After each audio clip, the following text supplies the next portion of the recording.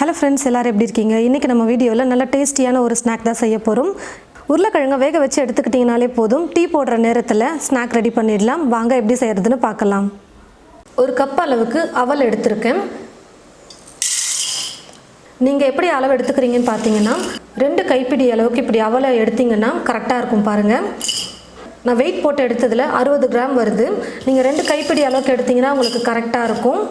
முதல்ல அவலை கொஞ்சம் தண்ணியில் அலசி எடுத்துக்கலாம். கொஞ்சம் தூசியெல்லாம் இருக்கும். கொஞ்சமாக தண்ணி சேர்த்துட்டு நல்லா அலசிக்கோங்க.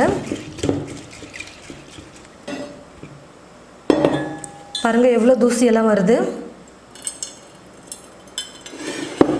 இன்னொரு முறை தண்ணி சேர்த்து அலசிக்கிறேன்.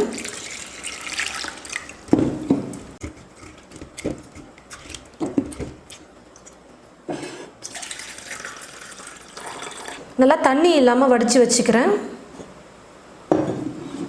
இப்போ ஒரு பவுல் எடுத்துக்கிட்டு அந்த பவுலில் 2 உருளைக்கிழங்கு வேக வச்சு தோல் எடுத்து வச்சுருக்கேன். இப்போ இதை சேர்த்துக்கிறேன். உருளைக்கிழங்கு நல்லா மசிச்சிக்க போகிறேன். இப்போது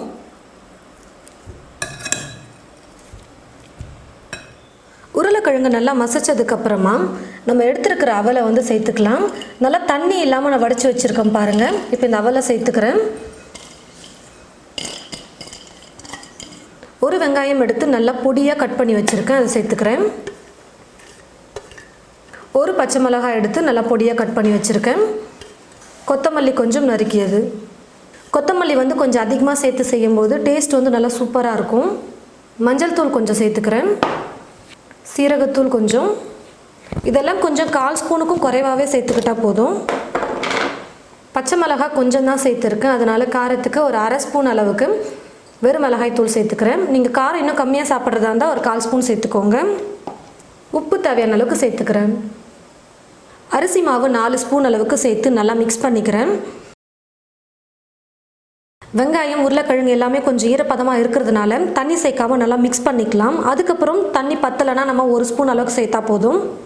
அரிசி மாவு எதுக்கு சேர்க்குறோன்னு பார்த்தீங்கன்னா வெறும் உருளைக்கிழங்கு அவலையும் எடுத்து நம்ம எண்ணெயில் போடும்போது பிரிஞ்சு வந்துடும்.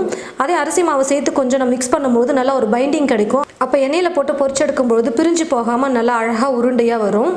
அரிசி மாவு இல்லைன்னா பரவாயில்ல, கடலை மாவு சேர்த்து கூட நீங்கள் மிக்ஸ் பண்ணிக்கலாம். பாருங்கள் ஃப்ரெண்ட்ஸ், நல்லா மிக்ஸ் பண்ணிக்கிட்டேன்.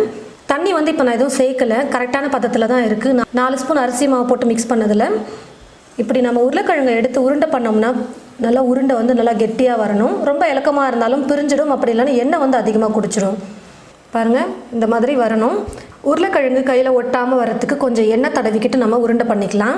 தண்ணி தொட்டுக்கிட்டு நம்ம உருண்டை பண்ணும்பொழுது ரொம்ப இலக்கமாகிடும். அப்புறம் எண்ணெய் அதிகமாக குடிக்க ஆரம்பிச்சிடும். அதனால் எண்ணெய் கைக்கு அப்ளை பண்ணிக்கோங்க.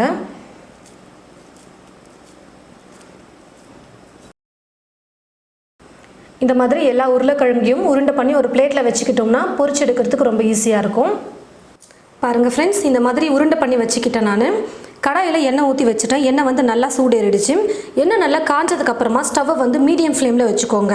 இந்த ரெசிபி நம்ம மீடியம் ஃப்ளேமில் வச்சுட்டு குக் பண்ணால் தான் மேலே நல்லா கலராகவும் உள்ளே நல்லா வெந்து வரும். ஃபஸ்ட் டைம் எண்ணெயில் பொரிச்சு எடுக்கிறவங்களா இருந்தால், எண்ணெயில் போட பயமாக இருந்தால் இது போல் கரண்டியில் வச்சு நீங்கள் போட்டு விட்டுருங்க.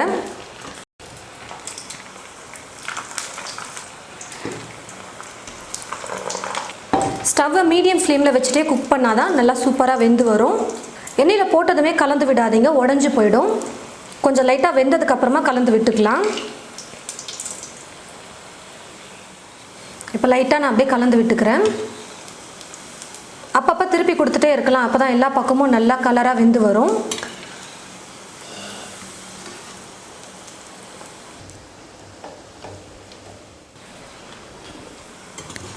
பாருங்கள் ஃப்ரெண்ட்ஸ், நல்லா வெந்து இந்த மாதிரி நல்லா கலர் வரணும். ஏற்கனவே நம்ம உருளைக்கிழங்கெல்லாம் வேக வச்சதுனால மேலே நல்லா கலர் வந்தால் போதும். பாருங்கள், நல்லா மேலே கலராக வந்துருச்சு. இப்போ நான் எடுத்துக்கிறேன்.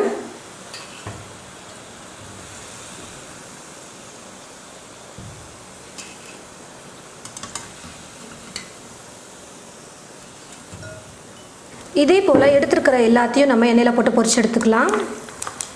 அவலை அப்படியே சேர்த்தோம்னா ஒரு மாதிரி கட்டக்கட்டான்னு இருக்கும். அதே நம்ம தண்ணியில் 2-3 முறை அலசும் போதே அவல் நல்லா ஊறிடும். அது போல் அலசிட்டு சேர்க்கும் போது கொஞ்சம் அவல் சாஃப்ட் ஆகிடும். அந்த மாதிரி சாஃப்டாக இருக்கும்போது அவலை சேர்த்தோம்னா தான் நல்லா சூப்பராக ஒரு ஸ்நாக்கு. அப்படி இல்லைன்னா கட்டக்கட்டான்னு வந்துடும். இதை மட்டும் நீங்கள் கரெக்டாக ஃபாலோ பண்ணிட்டீங்கன்னா ரொம்ப டேஸ்டியான ஒரு ஸ்நாக் ரெடி ஆகிடும். மேலே நல்லா கிறிஸ்பியாக, உள்ளே வந்து எவ்வளோ சாஃப்டாக இருக்குது பாருங்கள்.